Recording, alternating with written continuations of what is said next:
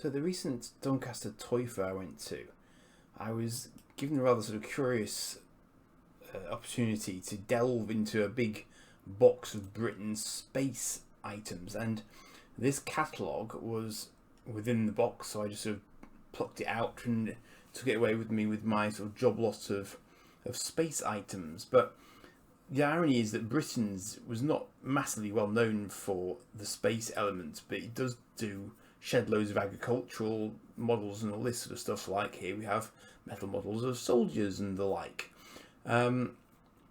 So I thought it would be rude not to scan the catalogue in for you to have a look at, but I will probably talk at slightly more length about the space element of it, such as it isn't, because this is 86, and I think that the space element was kind of ebbing at this point.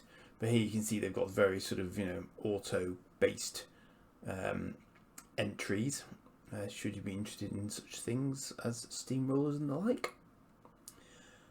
But these space models are not the same ones that I've grabbed examples of. Mine were yellow and green. These are the later ones, which are, as you can see, white, red, blue, and there are a number of reused models here, but some of them are actually new, and I haven't seen much of this. I'm particularly interested in the massive base in the bottom right, R91. That looks cool. So does F41, but I've never seen them. Although something's niggling me about R91 there, but if I get some examples of those, I'll just definitely share those with you, because I think they are the same system for the most part, and they'd be compatible with the earlier ones as well.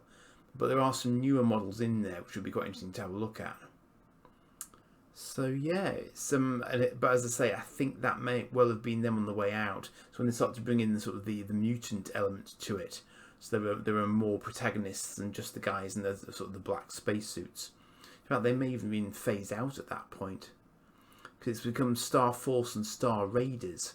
I think originally it was Star Guards or something similar, and it wasn't. They didn't have those subgroupings at all. So quite interesting to see though, in catalogue form, because I know there used to be an old website out there that had all these catalogues captured.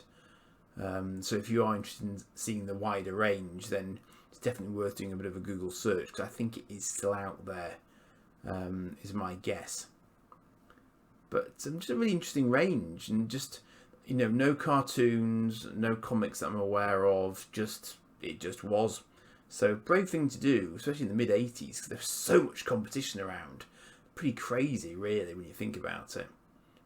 I actually think they changed some of the tails looking at them. Some of the tail pieces are different to the ones that I had. It's interesting. So now we're back into sort of farming territory, and there's about 4 pages of farming stuff. Just sort of tractors and stuff, various combine harvesters, all that sort of good stuff. As I say, I was never into this, but I've seen quite a lot. I saw quite a lot of it at the fair. Actually, there were quite a few boxed examples of this sort of stuff still around there. So I don't know if maybe the farming range is more collectible than perhaps the space range is, because the guy would have just given me the whole box of the space stuff. If I'd wanted to take it away with me, I probably could have walked off with it for the same price I paid for bits of it. He didn't seem at all bothered about me being interested in it. So if you wanted to grab shed loads of it, you probably could do.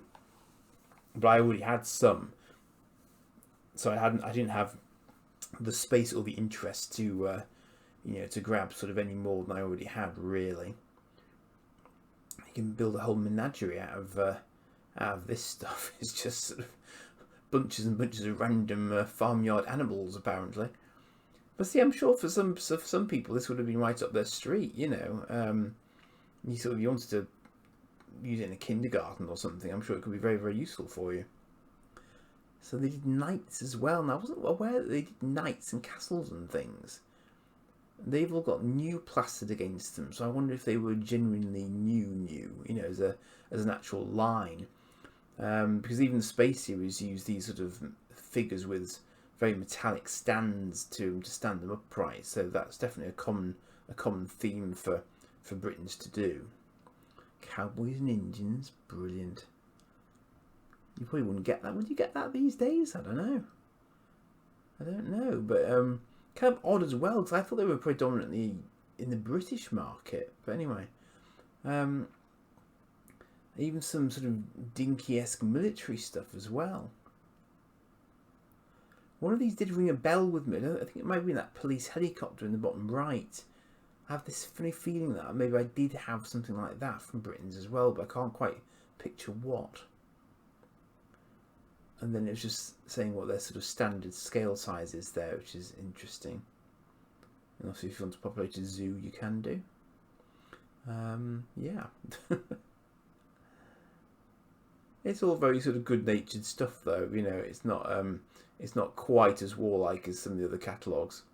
And then that was just the back page there. So yeah, I quite like it in the catalogues, because it just gives you an overview of, you know, how things were being marketed at that sort of time. So if that's been of interest, cheers for now.